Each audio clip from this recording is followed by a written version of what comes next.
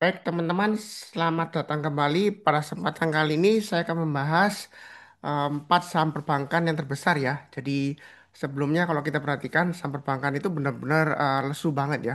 Diterpa banyak isu ya, mulai dari asing jualan, kemudian eh, penyaluran kredit juga lesu ya sebelumnya ya. Jadi kredit kalau kita lihat biaya kredit juga membengkak naik ya seperti itu ya. Sehingga mengurangi laba bersih dari perusahaan perbankan terbesar ya seperti itu ya. Jadi saya akan bahas karena beberapa minggu terakhir ya, kurang lebih 2 mingguan lah sekarang ya, dia sudah mulai bangkit dan mungkin ada beberapa yang masih ragu-ragu Pak Sunar apakah sudah saatnya untuk buy atau jangan-jangan ini hanya rebound aja nanti turun lagi ya seperti itu. Nah, kedepannya bagaimana? BI rate kan yang terakhir tetap ya, sedangkan The Fed kemarin dia memutuskan menurunkan suku bunga ya untuk The Fed ya Amerika Serikat. Nah, apakah nanti BI rate juga akan ikutan turun ke depannya? Ya kemungkinan turun sih ya ke depannya ya. Memang yang terakhir dia ditetapkan sama jadi BI masih belum menurunkan ya, menunggu The Fed mungkin ya. The Fed sudah turun mungkin ya, berikutnya akan diturunkan untuk BI rate-nya. Nah, ke depannya bagaimana Pak Sunar? Terus kemudian masih ada isu yang mungkin masih belum clear ya seperti itu ya, seperti pembobotan free float ya, yang mana Big Banks itu termasuk yang paling besar adalah BBCA ya. Kalau misalnya MSCI itu menurunkan bobotnya ya, mungkin investasi asing juga akan berkurang lagi di BCA ya seperti itu. Cuman itu masih belum final ya, masih MSCI masih mengajukan istilahnya em, saran gitu ya beberapa pihak bagaimana mengenai free float ini alternatifnya apa aja ya memang dari alternatif itu em, nggak ada yang menguntungkan sih sebenarnya ya memang kebanyakan sih dari beberapa alternatif memang mengurangi cuman yang satunya mengurangi lebih banyak ya bobotnya yang satunya nggak seberapa banyak ya seperti itu ya. Nah, apakah ke depannya em, harganya akan turun lagi ya seperti itu ya. Nah, kita akan bahas dulu dari segi fundamentalnya dulu ya.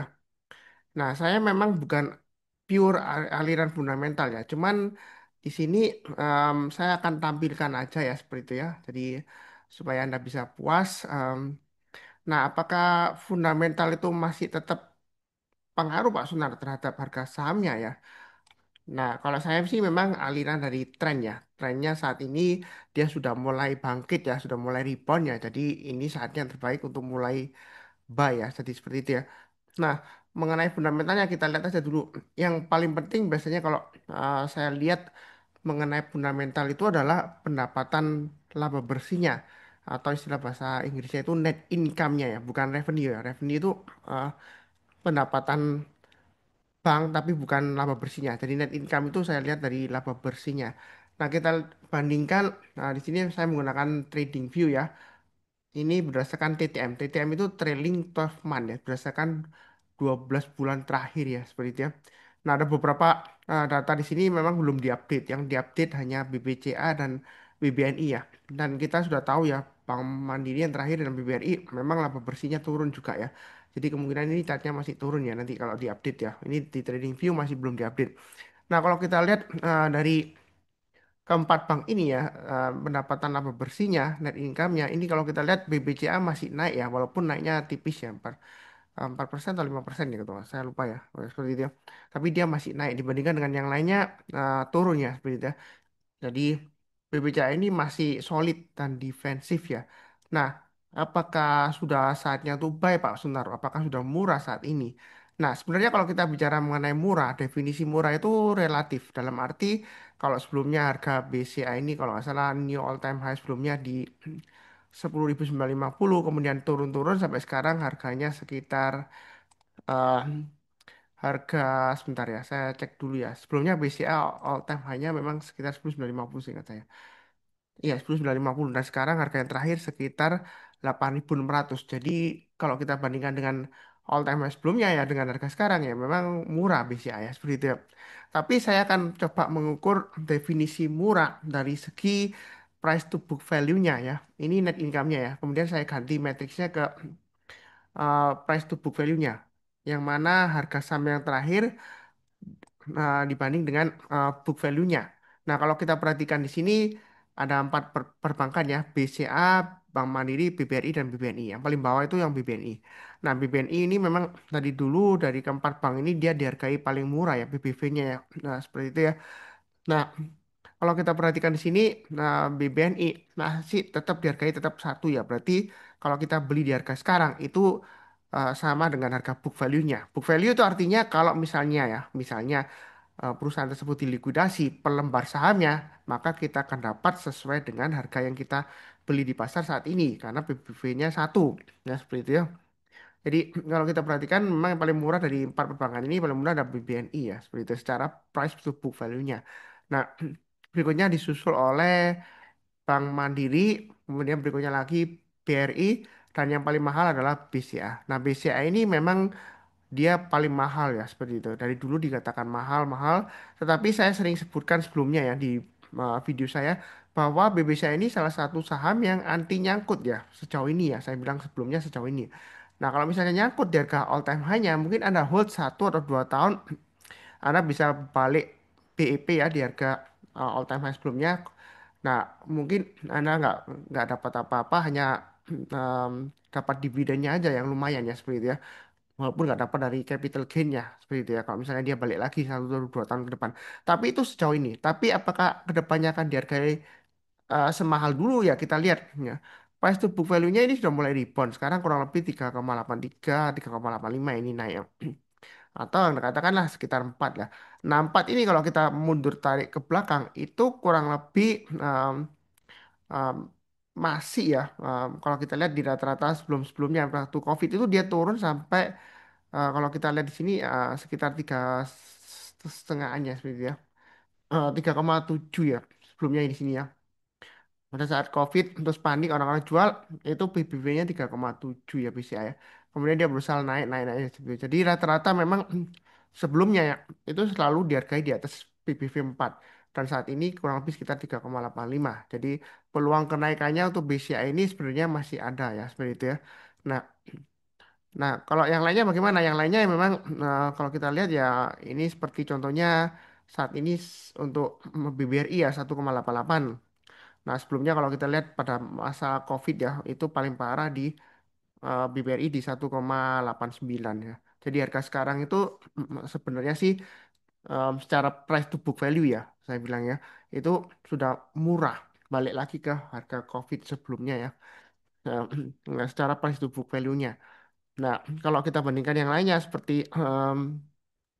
BB Bank Mandiri 1,68, kemudian waktu COVID panik-panik sempat ke 1,2. Jadi sudah naik ya jauh seperti itu ya. Kemudian BNI waktu COVID sekitar 0,66 yang paling rendah ya. Kemudian sekarang sudah naik 1. Ya seperti itu ya. Jadi kedepannya bagaimana? Untuk perbankan ini memang long term ya. Seperti itu ya. Cuman kita juga harus paham apa yang dihargai mahal sebelumnya belum tentu kedepannya akan dihargai mahal ya. Seperti itu. Makanya saya lebih suka ke trend following. Nah, kenapa saya bahas? Karena saham perbankan ini sudah mulai rebound ya. Nah, trennya sudah mulai uptrend sebenarnya jangka pendeknya. Cuman jangka menengah dan panjangnya masih belum beberapa di antaranya ya seperti itu ya. Nah, kemudian kalau kita lihat dari um, grafik teknikalnya ya, um, saya pakai trading view di sini. Biasanya saya bandingkan di sini dengan um, harga sahamnya. Sebentar saya coba hapus garis-garis di sini ya. Nah, nah kalau kita perhatikan di sini ini ada tiga. Bentar saya pastikan sudah diganti ya. Oke. Yang pertama saya coba BBCA dulu ya saya bahasnya ya. Di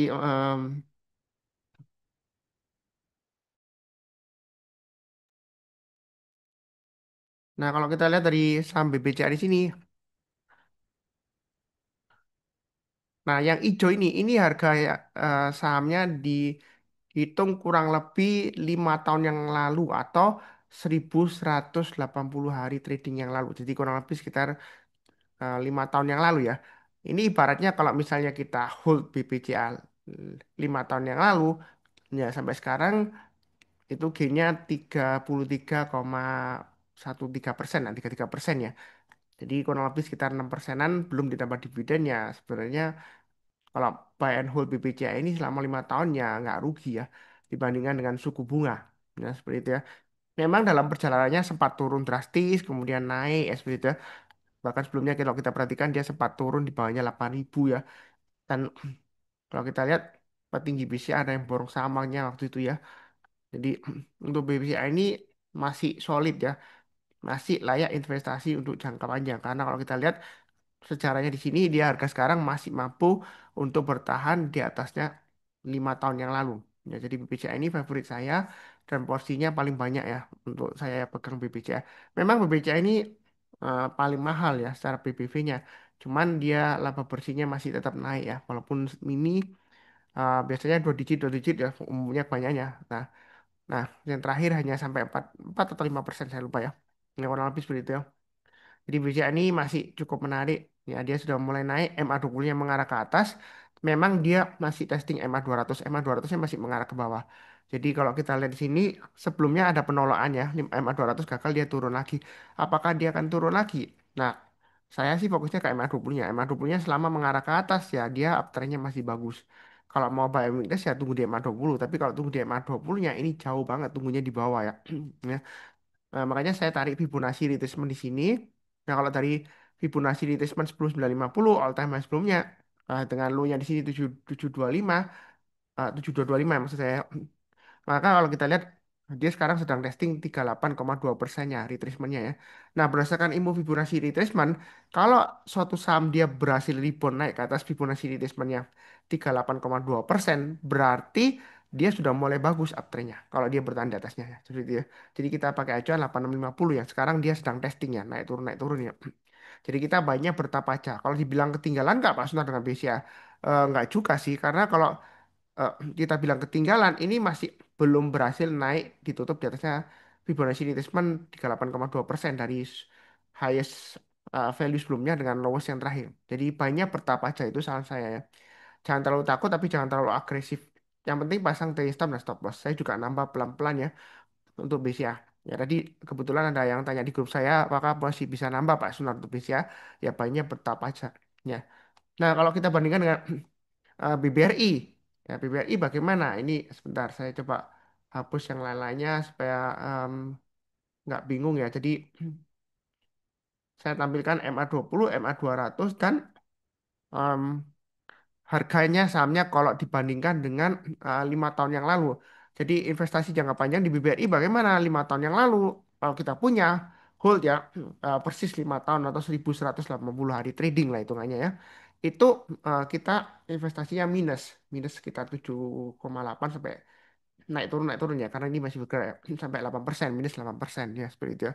Kalau dihitung dengan dividennya mungkin kita dapatnya sedikit banget ya. Memang sempat turun ya dalam perjalanannya ya seperti itu.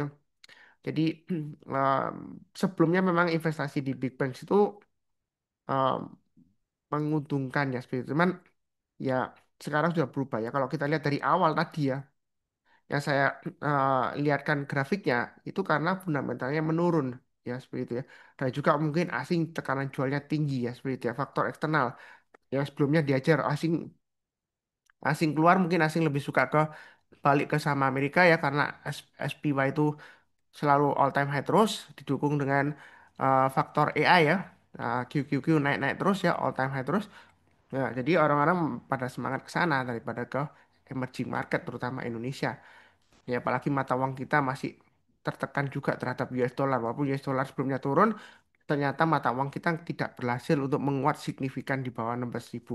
Walaupun sempat, cuman sebentar aja terus dia naik lagi ya. Nah, bahkan sekitar 16.600 sekarang saat ini ya. Jadi, nah, seperti itu ceritanya. Nah, jadi investasi di saham itu istilahnya eh, selalu fleksibel. Apa yang dulunya dihargai mahal, apa dulunya bagus, belum tentu sekarang dihargai semahal dulu, belum tentu sekarang bagus ya. Bukan berarti jelek nggak, ya oke lah, tapi nggak sebagus dulu lagi. Ya seperti itu ya. Ya contohnya seperti BBRI ini. Ya kalau kita invest ya, kita diamkan ya, kita nggak dapat apa-apa. Ya mungkin sudah recover BEP lah 5 tahun yang lalu. Dari dividennya mungkin sudah BEP atau lebih cuan. Mungkin cuan nggak sampai 5% ya. Kalau dihitung dividen 5 tahun ya seperti itu. Nah, sekarang sudah mulai rebound. Yang poin menarik, dividen yieldnya sudah di atas dari BI rate dan di atas dari SBN retail seperti ORI dan SR kan sudah turun ya seperti itu ya. Yang terakhir ORI 6 nggak maaf bukan 6 5,5 35 sama 5,65 kalau nggak salah ya. Seperti itu ya. Jadi dividen yieldnya BBRI ini masih jauh di atasnya itu ya. Jadi mungkin masih bisa rally sampai musim dividen nanti ya. Nah, memang terakhir earningnya mengecewakan ya. Yang terakhir aja eh, turun ya. Uh, Kalau salah ini yang akan datang nanti jadwalnya tanggal 12 November kalau salah ya. Ini ya kalau dari em, trading view ya. Jadi mudah-mudahan ada perbaikan walaupun turun nggak terlalu drastis lah seperti itu ya. Cuman kalau kita lihat BBRI sudah mulai recover ya seperti itu. Nah, bagaimana dengan yang lainnya seperti BBNI? Kita coba lihat BBNI. Ya. Yang terakhir reboundnya BBNI lebih kencang ya daripada yang BBRI ya sama Bank Mandiri. Nah, BBNI ini kalau kita lihat misalnya kalau kita investasi ya 5 tahun yang lalu waktu zaman COVID ya, maka kita cuannya sekitar 40 persenan ya seperti itu ya. Jadi karena sebelumnya COVID dia turunnya drastis, dia sudah mulai recover untuk BBNI ya seperti itu ya. Ya mungkin karena dia PBV-nya paling rendah ya di antara big banks yang lainnya. Jadi masih oke lah saat ini. Apakah ketinggalan? Nggak juga sih. Ini sebenarnya kalau dibilang apakah sudah mulai uptrend ya? Memang secara MA20-nya sudah mulai uptrend karena MA20-nya mengarah ke atas, harga sahamnya sudah di atas MA20-nya dan harga sahamnya juga sudah di atasnya MA200-nya. Tapi jangka menengah dan jangka panjang itu masih belum uptrend. Apalagi kalau kita lihat dia masih belum berhasil naik ke atas Fibonacci retracement 38,2%-nya. Ya. Jadi masih belum ketinggalan. Baiknya bertahap aja, jangan lupa pasang stop loss. Kalau turun jangan di every down, pasang trailing stopnya atau stop lossnya ya. Seperti itu ya. Baiknya bertahap aja. Ya, itu saran saya. Nah, kalau sudah nyangkut, ada yang nyangkut di atas, apakah di average zone? Ya terserah Anda sih. Teman best practice menurut saya sih budayakan no average zone. Ya. Kalau nggak di average zone, Pak Sunar, saya nggak bisa keluar-keluar ya seperti itu. Ya memang sih kalau Anda average zone, itu nanti average-nya akan turun sehingga kalau naik mungkin Anda bisa jual BEP. Tapi itu kalau dia naik, kalau dia turun lagi gimana? Atau sideways lama nggak naik-naik gimana? Begitu ya. Jadi karena saya tetap aja fokus ke trading plan masing-masing. Kalau sudah terlanjur nyangkut jauh di atas ya em, budayakan sih no every turn. Lebih baik mungkin pilih saham yang lainnya aja seperti itu ya. Walaupun memang saham big bank masih bagus, cuman budayakan aja no every turn itu prinsip saya. Ya. Ini sudah cukup menarik kalau mau buy-nya bertahap aja. Kalau nanti sudah naik ke atas 4.620 kurang lebih 4.600-an ya kita boleh tambah lagi atau average up. Nah disitulah kalau dia sudah berhasil naik ke atas 4.600 ya berarti BBNI sudah mulai keluar dari eh, bearish jangka menengahnya karena sudah di atas EMA 200-nya dan EMA 200-nya nanti akan mengarah ke atas lagi ya seperti itu. Jadi itu kurang lebih untuk BBNI. Berikutnya untuk Bank Mandiri. Saya hanya bandingkan 4 saham aja ya. Nanti untuk yang lain-lainnya saya akan bahas di video lainnya ya. Cuman ini 4 saham dulu. Nah ini untuk Bank Mandiri bagaimana? Nah kalau kita lihat untuk Bank Mandiri ini sudah mulai naik kencang juga ya. Eh, Nah investasi 5 tahun yang lalu di Bank Mandiri kalau dibandingkan dengan sekarang ya masih untung ya 40% ya seperti itu ya. Jadi masih menarik ya seperti itu ya untuk jangka panjang ya sudah mulai rebound mantul ke atas ya seperti itu ya. Dan MA20 sudah mengarah ke atas dia masih testing MA200-nya. Dan kalau kita perhatikan sejak dia MA200-nya menurun ya itu belum berhasil naik di atas MA200-nya. Jadi masih belum ketinggalan sebenarnya untuk mau buy BMRI. Jadi banyak bertahap aja Anda bisa buy on weakness di MA20-nya atau nanti sesuai dengan pembahasan saya ya yang saya bahas tiap minggu biasanya saya selalu bahas ya. Dan yang terakhir juga saya sudah bahas sih. Sebenarnya Anda bisa lihat video saya yang sebelumnya mengenai eh, saham Big Bang saya sudah bahas ya seperti itu ya. Jadi em, kurang lebih sih seperti itu untuk teknikalnya. Nah, seasonality-nya bagaimana? Ini yang menarik ya. Saya bandingkan seasonality-nya untuk BBCA, BBRI, BMRI, dan BBRI. Jadi seasonality itu adalah secara statistik loss atau profitnya ya, gain atau lossnya selama bulanan ya, selama beberapa tahun terakhir. Kemudian kita fokuskan ke yearly-nya di sini ya, per tahunnya. Nah, pertama saya akan bahas untuk mengenai BBCA kalau kita lihat dari kurang lebih ini eh, mulai tahun 2010 ya. Jadi 16 tahun yang lalu ya, kalau dihitung tahun ini ya. Jadi 15 tahun yang lalu atau 16 tahun yang lalu kalau dihitung tahun ini, itu 15 dia selalu hijau ya. Selalu hijau terus dengan rata-ratanya 15,49%. Ya. Kalau kita lihat kenaikan paling minim itu di 2005, 2020 ya, waktu COVID ya. Sebelumnya 2015. Ya. Kalau misalnya bicara, wah ini tahunan Mas Sunar, berarti sebelumnya 2015, ini 2020 paling mini ya. Nah ini berarti 2025 ya. Ya, kalau tepat sekali ya. Ya memang kadang-kadang kalau pakai ilmu cocokmologi sih bisa aja cocok ya. Jadi kalau berdasarkan rekornya BBCA, kalau misalnya dia mau rekornya tetap hold ya, nggak terpecahkan, dalam arti setiap tahun selalu hijau, walaupun cuma mungkin 0,01% ya kenaikannya, ya year to date ya, sampai nanti tutup tahun, ya berarti masih ada peluang kenaikan lebih dari 11% dari harga sekarang untuk BBCA ya sampai dengan akhir tahun. Nah, kalau dia mempertahankan rekornya selalu hijau ya seperti itu. Tapi memang kalau kita lihat di bulan November itu kebanyakan dia turun koreksi ya. Tapi nggak pasti ya. Seasonality itu berdasarkan apa yang sudah terjadi, berdasarkan statistik ya. Jadi nggak akan pasti seperti itu, nggak akan teman berdasarkan probability seperti itu. Cuman kalau kita lihat di Desember, eh, walaupun Novembernya turun, Desembernya kebanyakan dia naik karena selama 15 tahun terakhir itu 11 tahun dia naik di bulan Desember dengan rata-rata kenaikannya sekitar 2,85% ya di bulan Desember. Nah, apakah akan terulang kembali ya kita nggak tahu. Cuman eh, sejauh ini uptrendnya sudah mulai bagus. Nah, yang lain-lainnya BBRI ya nggak sebagus BBCA rekornya, cuman dia sudah mulai rebound ya. Kalau kita lihat dari 16 tahun, dia 12 tahun tahunan ditutup positif, 4 tahun ditutup negatif ya, seperti itu. Dan tahun lalu 2024 memang paling parah banget ya, 28% minusnya ya, seperti itu. Nah, tahun ini apakah dia berhasil ditutup hijau? Masih ada 2 bulan, kemungkinan masih bisa ditutup hijau. Ya mungkin 2%, 3% masih bisa tutup hijau nanti ya. Jadi masih ada kenaikan sedikit lah untuk BBRI ya sampai dengan akhir tahun. Ya kecuali kalau nanti laporan keuangannya jelek ya turun lagi. Tapi saya nggak mengharapkan turun ya. Nah, oke. Berikutnya untuk Bank Mandiri. Bagaimana? Bank Mandiri nggak sebagus BBCA ya.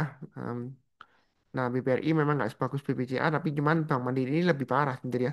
Kalau kita lihat dari 16 tahun terakhir ya, termasuk tahun ini, itu naiknya 10 tahun, turunnya 6 tahun. Ya, seperti itu ya. Jadi, kalau kita lihat BBRI 12 tahun naik, 4 tahun merah ya, seperti itu. Dan memang kalau kita lihat turunnya masih parah, Bank Mandiri walaupun sudah mulai rebound ya Oktober ini ya, 8%, tapi saya rasa sih ini masih bisa. Paling tidak mungkin sampai akhir tahun dia bisa tutup paling nggak minus 10% lah ya. Paling paling parah atau minus 5% optimisnya ya. Jadi masih bisa ada kenaikan ya sampai Desember mungkin masih bisa 10%-an lebih naiknya atau 12% ya untuk Bank Mandiri ya seperti itu ya. Kalau misalnya dia mau sedikit tutup dari tahun lalu ya minusnya ya seperti itu. Jadi itu kurang lebih seasonality-nya Bank Mandiri. Itu BBNI bagaimana? Kalau kita lihat BBNI itu dia sudah hijau ya sudah hijau ya. Jadi tahun lalu dia kan 2024 tutupnya 19% ya dia sudah hijau. Kalau kita lihat 9 hijau 7 merah ya secara tahunan ya. Nah tahun ini dia hijau. Jadi untuk BBNI bagaimana? Nah karena dia kalau kita perhatikan em, dia sudah mulai menari ya. Em, ini kan turunnya yang terakhir itu minus 6,39% di bulan September, Oktober sudah rebound, dan November Desember kalau berdasarkan rata-rata ya November memang kecenderungan mungkin ada sedikit koreksi sedikit ya mungkin ya nanti ya. Tapi di bulan Desember kalau kita lihat 9 naik, 2 netral, nggak ditutup naik, nggak turun ya seperti itu tetap ya. 4 dia turun ya seperti itu. Jadi itu berdasarkan seasonality atau istilahnya itu statistik ya. Jadi bukan analisa teknikal. Nah, seperti itu ya. Yang sebelumnya video saya sering bahas mengenai seasonality ya sebelumnya seperti itu ya. Cuman yang terakhir saya jarang bahas, saya lebih fokuskan ke trennya aja supaya nggak bikin orang bingung ya. Supaya nggak main tebak-tebakan seasonality atau statistik ya. Di follow the trend ya seperti itu. Makanya saya nggak bahas lagi mengenai saham-saham seasonality ya seperti itu. Ya memang saham seasonality bisa dipakai acuan ya. Kebanyakan yang persentasenya high ya kemungkinan dia akan masih tetap naik di bulan tersebut ya kalau berdasarkan probabilitas cuman belum tentu ya seperti itu ya. Nah Ini kurang lebih pembahasannya. Kalau mau tahu mengenai grafik apa atau cat apa, kalau saya punya saya bagikan. Ini sebelumnya mengenai price to book ratio ya. Atau kalau yang mau lihat dari price to earning ratio juga bisa ya seperti itu. Price to earning ya PE rasionya sebentar. Ini PE rasionya price to earning ratio ya hanya satu ya. Jadi berdasarkan price to earning rasionya ini sudah mulai recovery semuanya ya. Dari BCA kemudian yang lain-lainnya em, BPRI, BMRI, BPNI sudah mulai naik ya seperti itu. Ya, kurang lebih sih seperti itu. Nah, kita coba balik ke chat saya biasanya ya. Yang saya bahas mengenai teknikal perbankan. Mungkin kita akan bahas sedikit. Oke, yang BBCA ya. Kalau kita lihat di sini, BBCA di sini MA20 yang mengarah ke atas, harga sahamnya di atas MA20-nya. Yang mau buy on weakness bisa di 8275 atau 8000. Yang paling bawah saya hapus ya. Karena kalau sudah naik, jangan buy on weakness di paling bawah. Nanti takutnya kebagian cuci piringnya. Nah, seperti itu ya. Nah, di sini dia tadi sudah break higher high, kemudian dia pullback. Kalau yang mau buy atau tambah lagi untuk BBCA, kita lihat menjelang penutupan nanti ya. Tanggal 30 atau tanggal 31 kalau mau tunggu besok satu hari lagi. Kalau dia berhasil di atas 8625, Anda boleh buy ya. Ikut lantai bangunan berikutnya 8800 sampai 9000. Atau buy on weakness tunggu aja di sekitar 8275. Kalau nggak dikasih memang buy high sell higher. Ikut lantai bangunan berikutnya. Jadi terserah Anda ya. Jadi kita lihat menjelang penutupan hari ini atau besoknya hari terakhir di bulan Oktober. Ya Anda lihat kalau dia berhasil bertahan di atas 8625, Anda mau buy BCA silakan. Buy-nya bertahap aja. Kalau naik kita tambah lagi atau average up. Yang mau tunggu pullback, tunggu di MA20 aja juga boleh. Tunggu di 8000 dan 8275. Ya seperti itu. Ya cukup ya. Bank Mandiri juga bagus. MA20 mengarah ke atas. Ini sudah melewati area buy on weakness yang sudah pernah saya bahas yang saya kotak ini ya. Jadi kalau kita panjang ini 4550 ke atas sudah mulai buy on weakness ya. Kalau mau tunggu lagi boleh aja di 4550 atau 4450 maksimum ya. Kalau paling bawah 4250 jangan ya. Jadi kalau turun jangan langsung buy. Tunggu kalau dia berhasil rebound atau mantul ke atas. Bukan berarti saya mendoakan turun. Enggak ya. Saya nggak pernah punya niat jahat mendoakan turun. Nah, menjelang penutupan nanti. Hari ini tanggal 30 atau besoknya tanggal 31. Kalau dia masih bertahan di atas 4750. Sebenarnya untuk Bank Mandiri boleh buy. Ya. Nah, kalau dia berhasil naik lagi ke atas 4990. Kita tambah lagi atau average up. Target pas berikutnya 5300 dan 5500. Jadi masih bisa sampai 5500 nggak Mas Nar bisa. Selama dia bertahan di atas 4550 untuk Bank Mandiri masih bisa ke 5500. Jadi harga sekarang masih bisa profit dua digitan ya. Nah, seperti itu, lebih dari 10% masih bisa. Nah, ya mungkin nggak langsung ya, mungkin bertahap ya. Mungkin sampai akhir tahun mungkin tetap bisa. Nah, seperti itu. Nah, habis seperti itu ya. Saya fokusnya di price actionnya. Yang penting sudah ada trading plan-nya, sudah ada garis-garisnya sudah saya bantu. Nah, berikutnya untuk BBRI, ini area buy on weakness sudah saya gambarkan di 3800. Jadi dia sudah mulai rebound naik ke atas 3800, sudah bagus ya. Kalau mau buy boleh. Selama dia bertahan di atas 3800, sebenarnya BBRI ini masih ada peluang untuk capai target paling tidak 4200-an, kemudian berikutnya lagi kurang lebih dia akan testing swing high-nya di sini 4450. Jadi baiknya bertahap aja untuk BBRI, jangan terlalu takut tapi jangan terlalu agresif. Kalau dia berhasil naik lagi ke atas 4010, ya ini garis saya sudah saya berikan, ya Anda boleh tambah lagi atau average up yang belum punya kalau mau buy, silakan ikut lantai bangunan berikutnya, target price-nya 4160, berikutnya lagi di sini kurang lebih sekitar 4270 ya untuk BBRI. Jadi baiknya bertahap aja. Apakah bakalan turun lagi Pak Sunar? Ya, kalau dari trennya ini sudah mulai rebound ya. Jadi kita banyak bertahap aja, sudah mulai bagus. Yang penting adalah pasang trailing stop dan stop loss. Ya, seperti itu ya. Nah, lebih sih cukup. Berikutnya, BBNI ini recovernya paling kencang ya, di antara yang lainnya. Nah, kalau kita lihat, ini area buy and weakness sudah saya gambarkan ya. Jadi kalau yang ikuti channel saya harusnya sudah buy dari 4020, 4270 ya, seperti itu. Dan yang kenal dekat dengan saya sudah sharekan sebelumnya. Yang terakhir saya ada buyback untuk saham perbankan ya. Kemudian saya cicil naik, saya tambah lagi ke average up. Ini sebelumnya saya coba lihat yang saya sharekan di grup saya ya. Saya juga ada nyatet juga sebelumnya, em, waktu itu kalau nggak salah 9 Oktober ya saya sharekan ya. BBNI 4070, kemudian BCA 7625, Bank Mandiri 4430, BBRI 3910 ya seperti itu. Jadi sudah mulai rebound, mudah-mudahan lancar. Nah, yang belum punya tadi sudah saya bahas ya. Jadi baiknya bertap aja. Atau kalau mau seperti BBN ini, karena dia masih testing area resistennya 4540 sampai 4600, di tengah-tengahnya Anda bisa tunggu buy weakness di sekitar 4220 sampai 4270 atau paling bawah di 4000-an, 4000 sampai 4220. Artinya kalau turun jangan langsung buy. Tunggu kalau dia berhasil rebound atau mantul ke atas kita barusan buy. Ya. Nah, kalau misalnya nggak dikasih, kita ikut lantai bangunan berikutnya. Kalau dia berhasil naik ke atas 4540 atau 4600, kita buy atau tambah lagi atau average up. Target pas berikutnya dia akan mencoba 4750, 5000 dan seterusnya. Jadi BBN ini kalau kita lihat dari weekly-nya dia sudah 2 minggu hijau ya. Nah, kalau kita lihat dari hijaunya bulanan ini masih satu candle hijau. Jadi masih ada kemungkinan masih bisa ke paling tidak sekitar area 4750 sampai 5000-an. Mungkin masih peluang ya ke depannya ya seperti itu ya. Nah, apakah nanti em, akan turun lagi? Yang penting adalah pasang trailing stopnya atau stop lossnya. Yang penting di sini adalah trading range-nya sudah saya berikan ya. Lantai bangunannya, supportnya di mana, resistennya di mana, tinggal disesuaikan dengan resiko profil masing-masing ya seperti itu ya. Saya rasa sih cukup sekian. Mudah-mudahan suara saya masih terdengar jelas karena agak bindeng sedikit ya. Sudah mulai recovery sih dari eh, flu berat ya sebelumnya ya. Mulai dari sakit tenggorokan sampai panas, demam, kemudian mual, nggak nafsu makan. Sekarang sudah pusing juga sebelumnya ya. Sekarang sudah recover, tinggal nggak tahu kenapa kok masih pilek ya, buntu sedikit ya. Seperti itu ya. Jadi eh, yang penting adalah kita tetap sabar, fokus dan disiplin ya. Saya maunya Anda itu sukses. Jangan sampai kita itu cepat putus asa di saham ya seperti itu ya.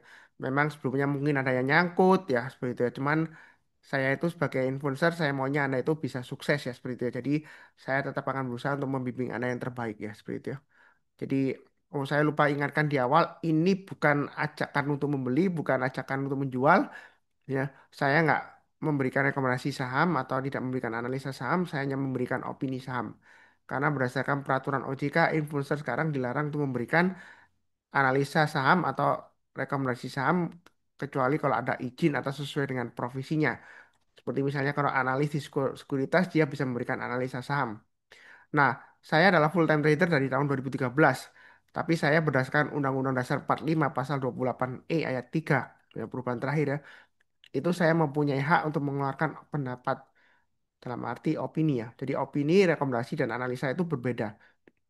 Yang penting dalam hukum itu adalah tidak ada niat jahat atau mensreanya nggak ada. Misalnya saya memberikan suatu saham, analisanya atau rekomendasi atau apa aja yang Anda sebut lah. Saya bilang saham ini bagus dan lain-lain terus terus saya pom-pom terus ya, saya bahas terus ya. Kemudian sambil saya bahas, saya juga mulai koleksi saham tersebut nggak liquid sehingga akhirnya sahamnya naik. Nah, setelah harganya sahamnya naik tinggi, ya, saya mulai buang atau jual sehingga karena sahamnya nggak liquid, nanti Anda bisa nyangkut ya. Nah, seperti itu, ya. Nyangkut karena saya jualan atau buang barangnya. Ya, itu berarti ada niat jahat atau mesrianya. Karena sudah pernah terjadi sebelumnya ada influencer yang em, punya follower banyak ya sampai Instagram itu sampai jutaan. Sekarang sudah nggak ada suaranya lagi karena sebelumnya kena kasus dia sudah nggak. Kalau menurut saya sih nggak akan berani lagi untuk balik lagi ke saham ya. Karena namanya mungkin sudah jelek ya. Saya nggak mau menyebutkan namanya karena dia sebelumnya em, rekomendasinya dia itu selalu bagus ya hit rate-nya. Karena dia pilih saham-saham yang nggak liquid, dia borong, kemudian dia sharekan di grup VIP-nya dia, ya sehingga banyak membernya beli, harganya naik, kemudian dia sharekan di sosial medianya dia, ya seperti itu, sambil joget-joget pamer uang, pamer profitnya seperti itu ya. Ya akhirnya orang-orang pada ikutan em, membershipnya, kemudian ikutan nggak ngerti kan. Nah tiba-tiba banyak yang jual. Mungkin dia nggak jual langsung sahamnya, tapi kan member-membernya itu kan yang sudah profit banyak kan juga bisa langsung banting sahamnya, ya. Ya sebelumnya dia kasih tahu saham ini bagus, dia ikutan borong membernya. Nah kemudian kalau membernya punya uang jauh lebih banyak dari dia, ya, dia banting ya harganya akan turun ya seperti itu ya. Karena sahamnya kurang liquid ya seperti itu ya. Jadi yang itu pernah kasusnya terjadi seperti itu ya. Dan saya juga heran kenapa kok influencer tersebut lolos ya seperti itu ya dari kasus hukumnya. Tapi nggak tahu ya saya juga nggak tahu detailnya. Cuman itu yang pernah terjadi. Yang penting saya nggak akan pernah punya niat seperti itu ya. Itu niat jahat namanya. Ya, ya memang sih kalau memberikan opini saham atau rekomendasi atau analisa apapun namanya itu adalah disclaimer ya. Sebenarnya kalau saya bilang disclaimer itu artinya kan semua resiko kan ditanggung Anda seperti itu ya. Nah, kalau saya bilang disclaimer itu berarti saya lepas dari tanggung jawab ya seperti itu. Tapi saya video saya ini saya selalu menyebutkan ya berdasarkan opini terbaik saya yaitu dari mana? Dari trennya. Cara gampangnya lihat MA20-nya. Kalau MA20-nya masih mengarah ke atas, harga sahamnya di atas MA20-nya biasanya trennya masih bagus. Kalau dia makin naik, ya kita masih bisa buy. Nah, sahamnya PP yang sebelumnya saya bahas dia naik-naik terus, ya. Kalau sekarang turun-turun, ya kan, yang pasti kan saya sudah kasih trading range-nya. Area supportnya sudah saya kasih. Di mana pasang stop loss-nya kan sudah jelas atau trading stop-nya. Kan sudah ada garis-garisnya di chart saya.